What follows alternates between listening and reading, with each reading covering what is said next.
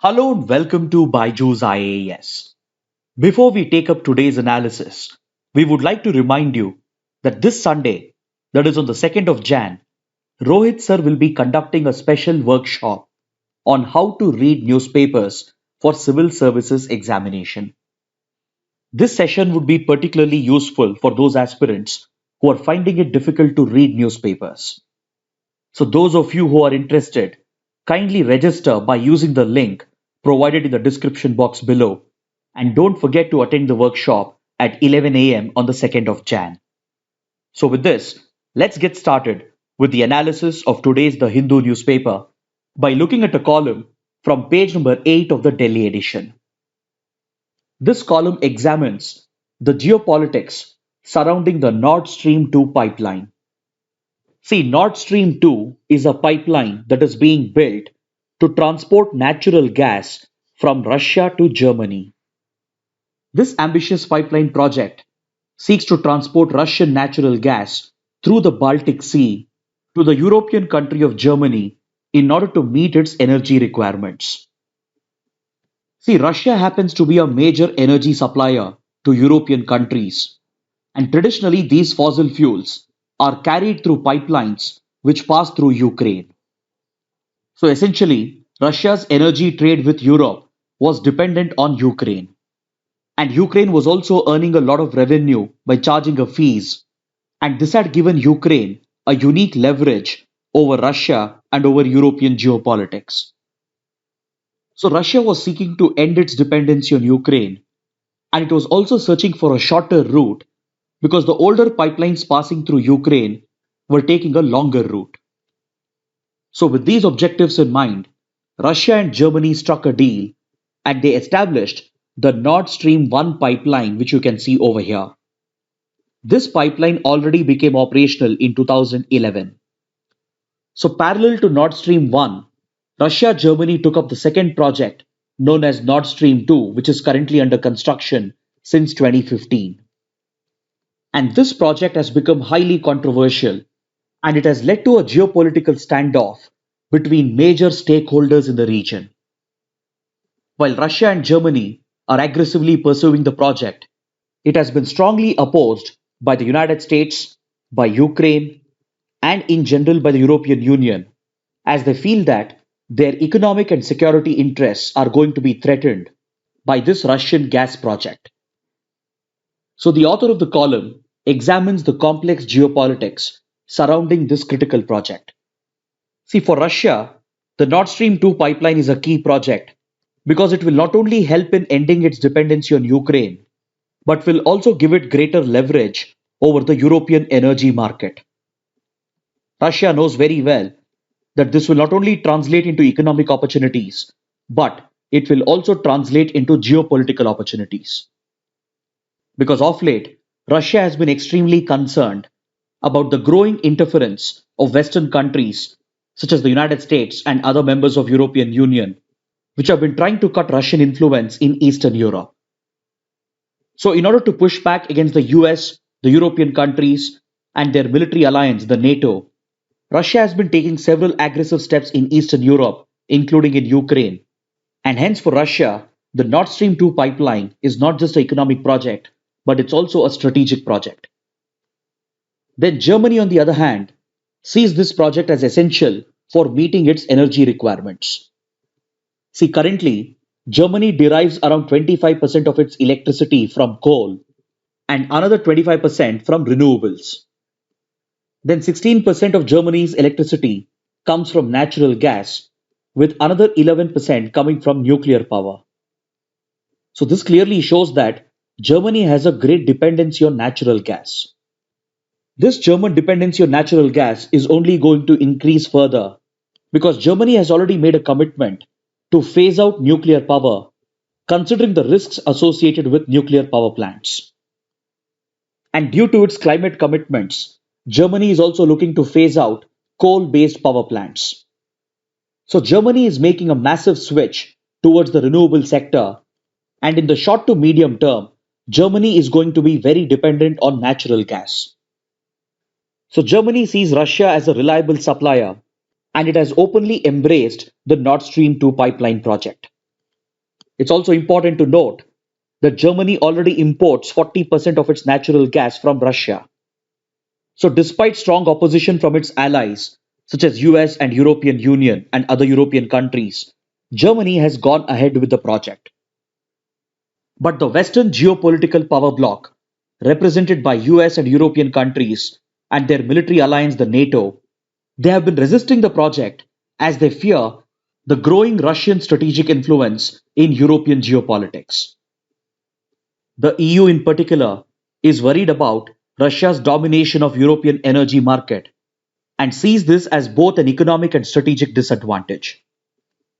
Even the United States has a similar outlook on the project because the US is already a major supplier of liquefied natural gas to Western Europe. So US has always feared that increasing Russian share in the European energy market will cut the American supplies, thereby dealing an economic blow to American energy exports into Europe. Plus, the United States and Russia are locked in a new Cold War of sorts in Europe, and both are competing for strategic influence in the region. In fact, this is what drove the previous US President Donald Trump to target the Nord Stream pipeline project by imposing economic sanctions against Russia. These American sanctions were specifically imposed to keep away any European company from taking part in the project. But despite the American pressure, Russia and Germany have gone ahead with the project. Then even Ukraine sees the Nord Stream 2 pipeline as a threat because it fears the loss of revenue on one side, and on the other hand, it fears losing any leverage against Russia. The ties between Russia and Ukraine have already been complicated since 2014 because Russia has been alleged to have triggered a civil war in Ukraine in an attempt to topple the Ukrainian government, which has been seen to be acting in favor of the United States and NATO. Whereas Russia has blamed the entire crisis on the Western countries, as they were seeking to bring Ukraine into the European Union and possibly into the NATO, as part of the larger designs of the Western countries to cut Russian influence in Eastern Europe, where Russia has been a traditional power because most of the East European countries were part of the former Soviet Republic. Especially after US and Europe started increasing their military presence in Eastern Europe through the NATO, Russia started countering these measures by trying to destabilize countries like Ukraine.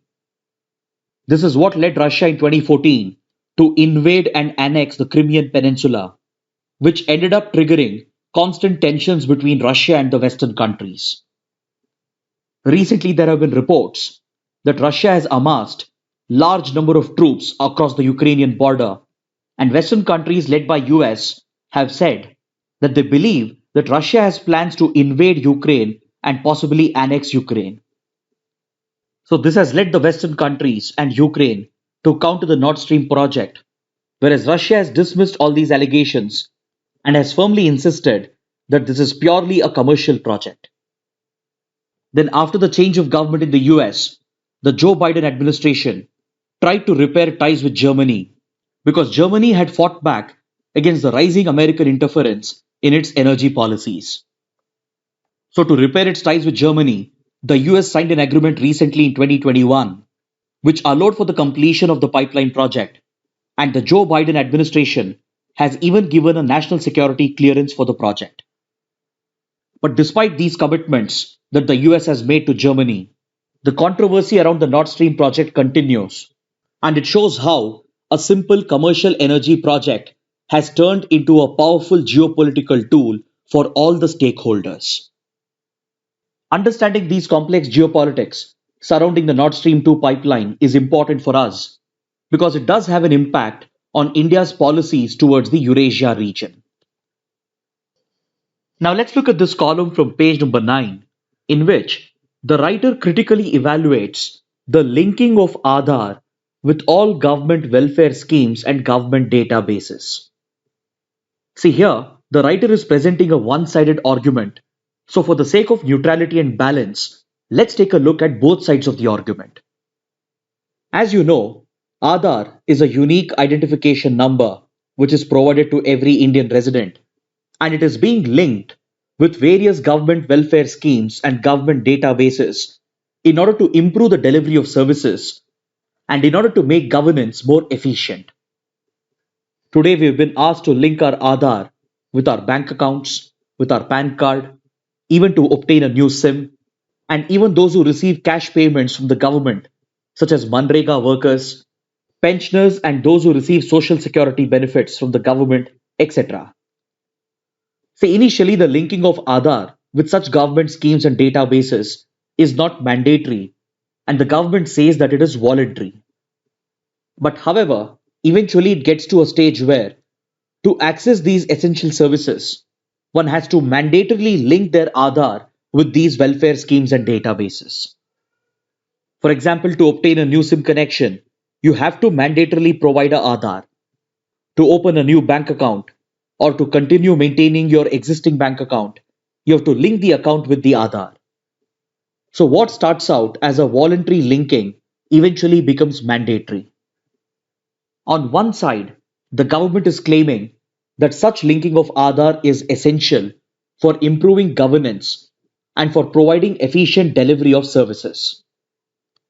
But the writer, on the other hand, questions these claims being made by the government and also highlights the serious concerns posed by the mandatory linking of Aadhaar with such important programs and schemes.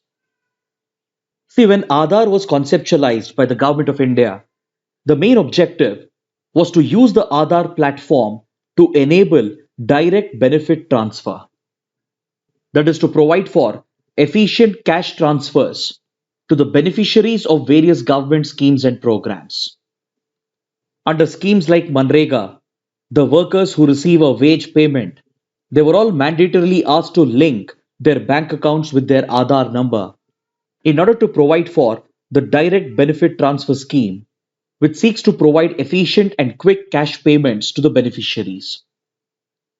Similarly, those who receive pensions and other social security benefits from the government, and even those who receive scholarships, they've all been asked to link Aadhaar with their bank accounts for the sake of improving delivery of services and for efficient governance. The government's argument is that without such a unique identification and without linking it with bank accounts and other schemes and programs, the transfer of cash by the government would be delayed and it would also be inefficient. Currently, these Aadhaar based transfers are being carried out through APBS or Aadhaar Payment Bridge System. This payment gateway is facilitated by the National Payments Corporation of India, which acts as the clearing house for ABPS. So, various government ministries and departments have been using this infrastructure to provide for direct benefit transfer, through which direct cash transfers are being made to the bank accounts of beneficiaries. This, according to the government, is very, very useful in plugging leakages and in preventing corruption and in providing for efficient and quick transfers which will help the beneficiaries. So, while this represents the argument of the government, the writer raises several serious concerns about such mandatory linking of Aadhaar, and he questions the ambitious claims being made about the benefits of Aadhaar. For the sake of his analysis, he takes the Manrega scheme as an example and as a case study, and he goes on to present empirical evidence which has been gathered through data provided by the government itself to show that the linking of Aadhaar with Manrega bank accounts did not provide for any positive impact with regard to cash transfers. By collating all the relevant data, he presents it in a statistical format to show that Aadhaar linking did not really improve the speed of transfers, nor did it improve the efficiency of such cash transfers. Because according to the writer, the data shows that despite the Aadhaar linking with Manrega accounts, there have been several wrong transfers that have taken place into the bank accounts of undesired beneficiaries. Then he also points out that despite Aadhaar linking, there still exists many fake job cards in Manrega scheme. And unfortunately, on the other hand, several genuine beneficiaries have been excluded, thus depriving them of the benefits of direct benefit transfer. So the writer questions the claims of the government and he says, if Aadhaar linking hasn't really improved Manrega service delivery, then how can the government claim that linking Aadhaar with voter ID cards will help in cleaning up and simplifying our electoral process. See, recently government has pushed a bill through the parliament which enables the linking of Aadhaar with our voter ID cards. If you remember, we had a detailed discussion on this topic just a couple of days ago on the 28th of December. Even then, I had explained the pros and cons of linking Aadhaar with voter ID cards. So the writer of this column continues this argument and he expresses serious concerns about the need for linking Aadhaar with voter IDs. On one hand, the government is claiming that by linking Aadhaar, which is a unique ID, with voter ID cards, it will help the Election Commission to identify the fake voters and remove their names and thus prevent electoral frauds. The government has justified the bill by stating that this will make voting more efficient and will also enable the Election Commission to introduce remote online voting in the future. But the writer of the column counters these claims of the government and raises very serious concerns about this project. He says that the Aadhaar platform is not reliable because there is evidence to show that there are several discrepancies that exist within the Aadhaar infrastructure. According to the writer, there is evidence to show that several individuals have obtained fake Aadhaars, and the Unique Identification Authority of India itself has acknowledged that on several accounts, Aadhaar linking has gone wrong, and due to glitches in the software and in the process, Aadhaar numbers have been linked and seeded with wrong accounts and wrong individuals. Plus, the entire process of linking and verification in itself is very opaque, and hence the writer is questioning the linking of Aadhaar with voter ID cards on the grounds of lack of transparency, lack of reliability, and lack of accountability. Because according to the writer, in the case of linking Aadhaar with voter ID card, the consequences are going to be much more severe. As we discussed on the 28th of December, if Aadhaar data is linked with voter ID cards, it might enable political parties in power to misuse the data to target selected voters with micro campaigning and also to exclude certain voters who may not vote favorably towards the ruling party. The writer fears that this might enable voter exclusion and segregation, and also points out that any such voter profiling also breaches the right to privacy of the citizens. So, on these grounds, he dismisses the claims being made by the government about the benefits of Aadhaar. But however, we should also remember the massive transformation that Aadhaar has brought about in the implementation and execution of several important government schemes. So, as aspirants to the civil services examination, we can't develop a one sided approach, and hence I've tried presenting both sides of the story. So, if you ask what should be the way forward, then I can say that while the Aadhaar system is definitely transformative for government schemes and welfare programs, there needs to be sufficient checks and balances in the system to prevent its misuse.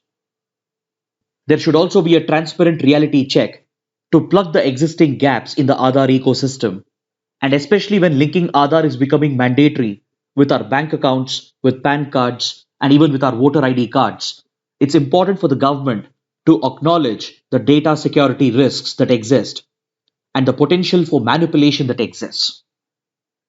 So, if these genuine concerns are taken into account by the government and if they are addressed, then there is no doubt that the Aadhaar platform is very essential for improving efficiency and for improving the delivery of services. Now, let's look at this editorial from page number 8, which examines the recent missile strike that took place at the Latakia port of Syria. Just a few days ago, Syria's Latakia port was bombed by incoming missiles from the Mediterranean Sea, and Syria has blamed this attack on Israel. Even though Israel has refused to confirm or reject these accusations, it's a well established fact that Israel has been often targeting Syria with airstrikes and missile strikes in the recent past as a part of its ongoing rivalry with Iran. See, Iran is a major regional power in West Asia and it represents the Shia power bloc. And Syria, ruled by Bashar al Assad, who belongs to the Alawite sect, which is a Shia group, has always been a close ally of Iran. Whereas Iran and Israel share intense rivalry, and Iran has committed to not just help in the liberation of Palestine, but it also allegedly sponsors several violent extremist groups against Israel, such as Hamas in the Gaza Strip and Hezbollah in Lebanon. These groups, that is Hamas and Hezbollah, are known to receive funds, arms, and weapons from Iran, and they are often routed via Syria. So, since the Bashar al Assad government of Syria has worked with Iran in enabling these extremist groups, which often target Israel, Israel has not only retaliated against Syria and conducted many airstrikes and missile strikes, but it has even sponsored the civil war in Syria in order to topple the government of Bashar al Assad. As you might know, Syria has already been ravaged by the civil war, but the Bashar al Assad government has managed to regain control over most parts of the country due to the immense support it has received from Iran and Russia.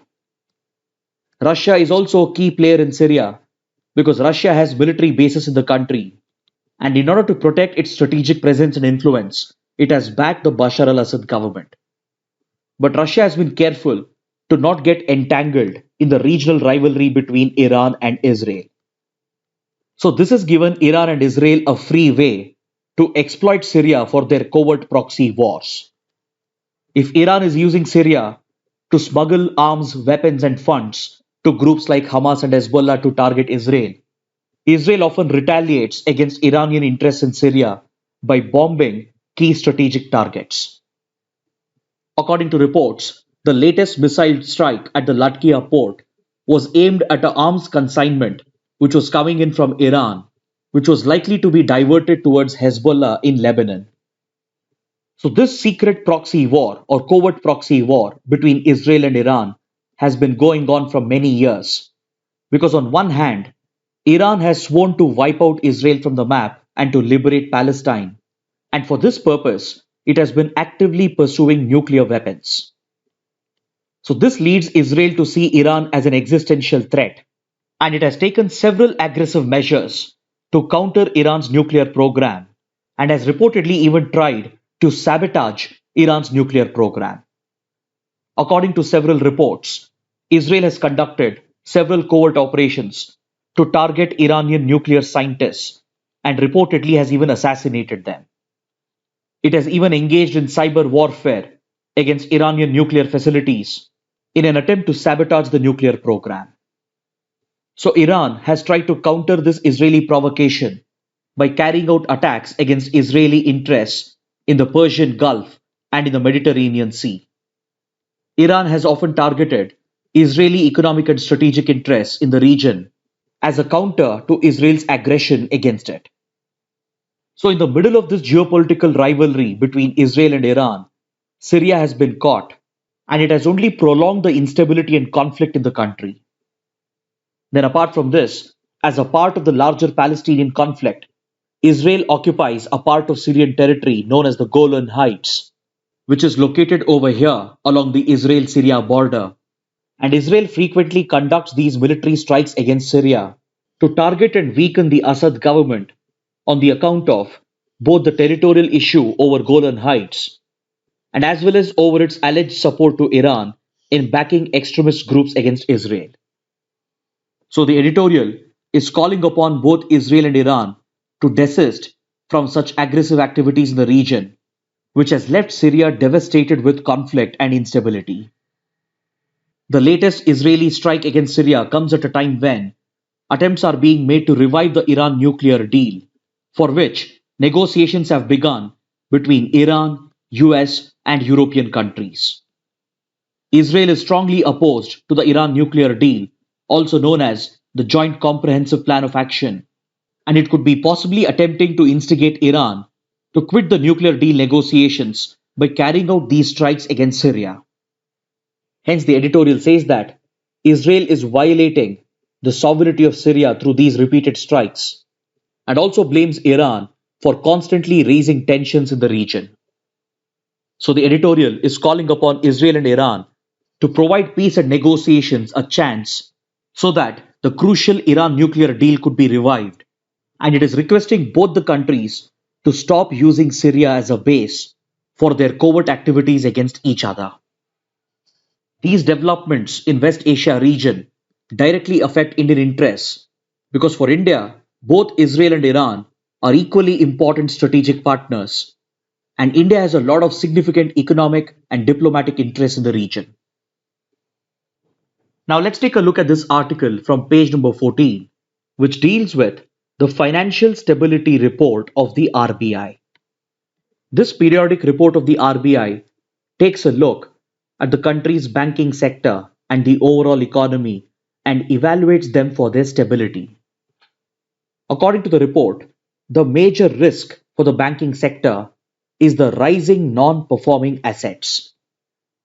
The report has pointed out that the gross non performing assets of scheduled commercial banks is likely to increase to 9.5% by September 2022 if the current severe stress scenario continues. See, ever since the pandemic broke out, the loans given out by banks have been under severe stress because the borrowers have not been able to repay and honor their commitments in time. Especially sectors like MSME and microfinance institutions are under immense stress since the breakout of the pandemic, and such institutional borrowers, along with individual borrowers, have been increasingly defaulting on their repayments. So, this has started increasing the non performing assets for scheduled commercial banks. And according to the RBI's report, in a worst case scenario, the GNPA is going to rise to an alarming 9.5% by the middle of next year. But despite the risk, the banking sector is very stable as per the RBI because the scheduled commercial banks are well capitalized and they have enough liquidity and capital with them to take care of any requirements. So the report points out that in the long run, the stability of India's banking sector is not under threat. But however, in the immediate term, there is a risk of rising non-performing assets. Then on the question of economic recovery post-pandemic, the RBI report states that revival of the economy is going to take a longer time because private consumption and private investments are still very low and they are yet to bounce back to the pre-pandemic levels. See, as the pandemic led to lockdowns and led to lifestyle changes, private consumption has gone down significantly across various sectors, thereby driving down private investments due to the lack of demand in the economy. From clothing to FMCG to automobiles, across all commodities and sectors, demand and consumption has gone down as a direct result of the pandemic and the lockdowns, and this has driven down private investments. So, as long as there is no revival in consumption and private investments, the overall economy is going to be subdued for a short while. And the RBI admits that rising inflation in this scenario represents a serious threat for the full revival of the economy. So, to tackle rising inflation, the RBI recommends that the government should take adequate supply side measures in order to ease the supply side bottlenecks that have been created, which has led to a significant increase in the prices of essential items like food and fuel. So the RBI is nudging the government to ease the supply side constraints in order to cool down the food and energy prices.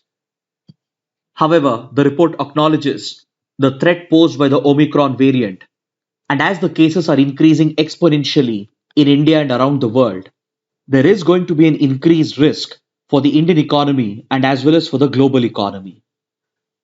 So, in the meanwhile, the RBI has cautioned the non banking finance companies to be very mindful about their lending activities in such a scenario. As full recovery is yet to take place, and as rising inflation and rising COVID-19 cases further threatens economic revival, NBFCs and even urban cooperative banks will have to be very careful about their loan portfolio because irresponsible lending in this situation could easily increase the non performing assets, which could potentially threaten the financial stability of the overall economy. Next, in a related article, it has been reported that the RBI has expressed doubts about the government's ability to meet its fiscal deficit target. See, in simple terms, fiscal deficit is the difference between total revenue and total expenditure of the government in a financial year. Fiscal deficit arises when the expenditure of the government is more than the revenue generated by the government. Whenever there is a fiscal deficit, the government goes for borrowings to bridge the deficit. And in order to keep the fiscal deficit and government borrowings under check, the government has been prescribed a fiscal deficit target under the FRBM Act or the Fiscal Responsibility Budget Management Act. But the government was forced to breach its fiscal deficit targets as a result of the pandemic because the government was required to take emergency measures to support and revive the economy, thereby significantly increasing government expenditure over the last 1.5 years. So, accordingly, even the government's fiscal deficit target was revised to 6.8% of the GDP. In this year's budget, the government had set itself a fiscal deficit target of 6.8% of the GDP, but now the RBI feels that the government is unlikely to meet this target. This is despite the fact that government revenue has increased significantly as it has registered a 83% jump in net tax revenue. But despite this huge jump in tax revenue, government expenditure also has gone up mainly due to the pandemic, and hence the RBI feels that the government is likely to breach its fiscal deficit target and it is likely to bridge the deficit through increased government borrowings. Now let's look at the mains practice questions. The first question: examine the geopolitics surrounding the Nord Stream 2 pipeline. The second question: linking Aadhaar to government projects and databases is hailed as a panacea for efficient governance. Critically evaluate. Kindly write an answer to these questions and post your answers in the answer writing portal, for which the link shall be given in the description box below. So with this, let's conclude the discussion for today. Thanks for watching.